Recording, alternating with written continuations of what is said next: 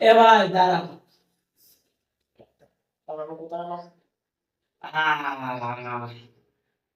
এলে ভাই তোর চেয়ে। তুই কোথায় পেলি এটা? তুই গেছিলি? হ্যাঁ, কেন? আসলে অনেক ছোট থাকতে আমার মা আমাকে আর আমার বাবাকে ছেড়ে চলে গেছিল, তাই কোনোদিনও আমি আমার মায়ের ভালোবাসাটা পাই। যেদিন আমি তোর মাকে দেখেছি না, যে তোর মায়ের সোনার চেনটা ছিঁড়ে গেছে, সেদিন আমি খুব কষ্ট পেয়েছিলাম, রাত্রে ঘুমোতে পারিনি।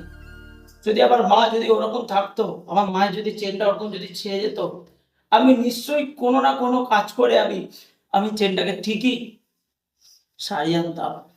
আমার মা। ও মা!